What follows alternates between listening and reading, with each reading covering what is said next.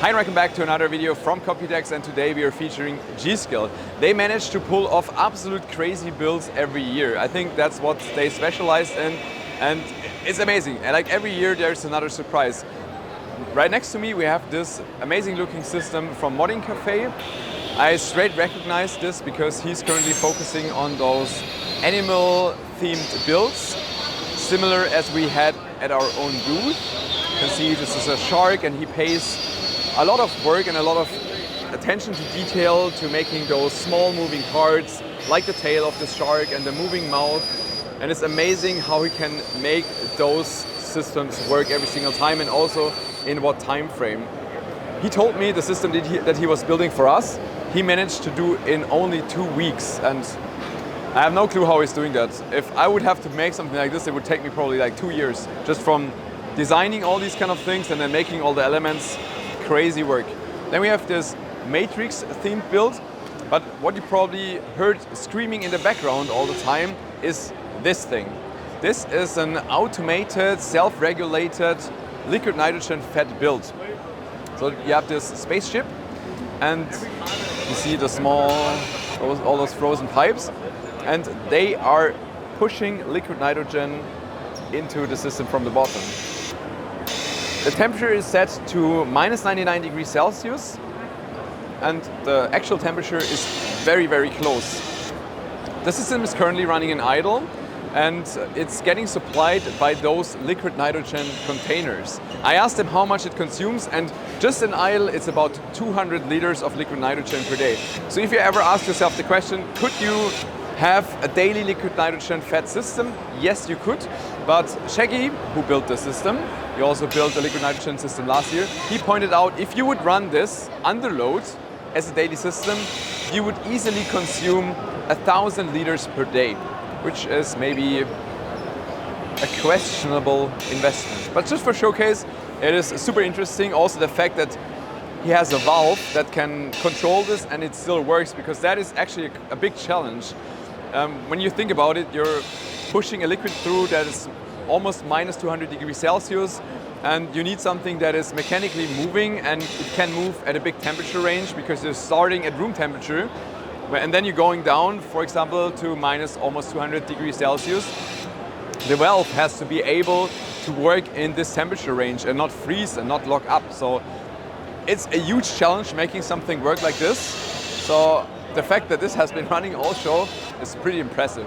You are looking for a real alternative to Google Drive or Dropbox with European data privacy standards? Then take a look at Hetzner's Storage Share. Based on Nextcloud, it lets you securely share files, collaborate on documents, and organize appointments with the integrated calendar. Whether you use a laptop, smartphone, or browser, your files are always available. GDPR compliant, flexible, with no minimum contract term and no cancellation period. You'll find the link to Hetzner Storage Share in the video description. New customers can save $20 with the code DERBAUER20.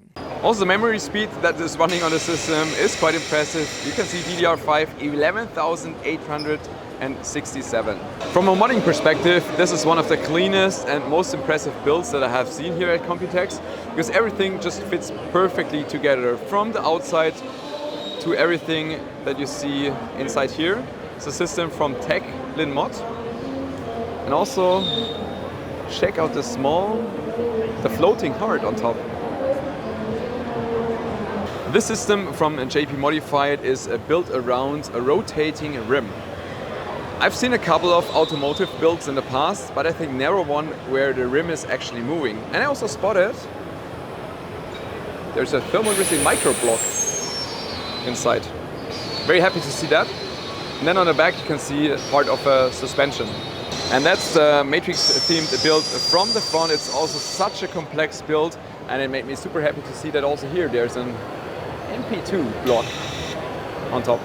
I also just talked to the modder who created the system, and he told me that he spent over 6 months building the system.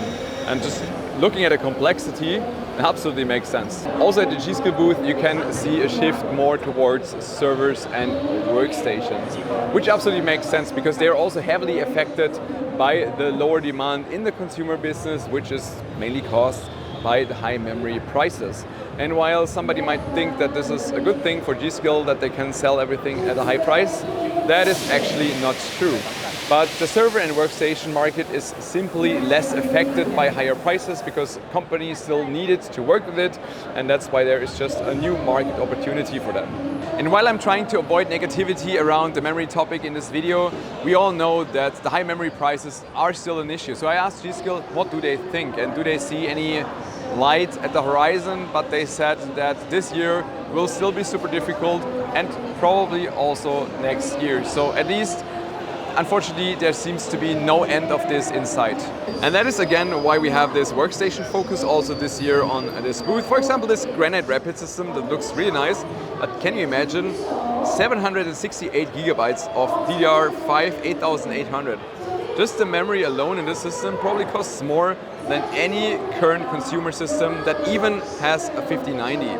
From a performance perspective, EXPO ultra low latency is very interesting. So in the past, the memory vendors could just use EXPO to bake the main timings into the storage. So when you're building your system, you plug in your memory, you load the EXPO or XMP profile, then the main timings of the memory are getting inserted into the BIOS and configured. Now AMD opened this up a little bit more with what they call EXPO ultra low latency. And this just allows the memory vendor to configure the memory sticks in much more detail, which according to G.Skill can give you a very significant performance increase, especially in gaming. And that is definitely something I want to test in an actual review.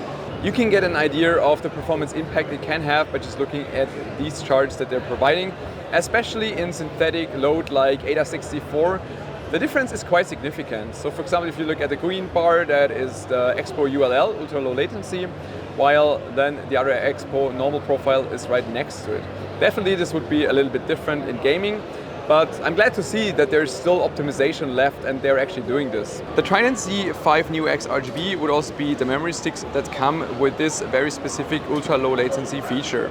We're now quickly visiting the overclocking stage here at the G.Skill booth, where they are showcasing a lot of different extreme overclocking systems and also hosting an extreme overclocking competition every single year. And Bill is showing this very special 9060 XT, where he has access to an open driver without any kind of limitations. So he can, if he's down enough in temperature, control everything from voltage to clocks. They're trying to maintain a temperature of about -130 to -140 degrees Celsius, and they try to control everything through the driver with a voltage of up to about 1.5 volts. Anything above like 1.6 doesn't really help anymore, and it's just causing more problems than it actually helps. Of course, it's always super difficult to replicate and reproduce these kind of results live on stage because there's a lot of preparation that goes into things like this. But he also just showed me a screenshot where he was able to hit 4,798 megahertz on this specific chip. The last product we want to feature are those memory DIMMs with active cooling, especially with DDR5.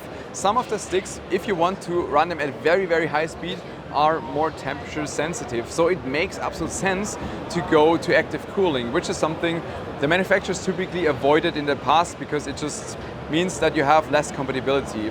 You know that memory modules, they have to be quite small if you want to fit, for example, 4 sticks at a time.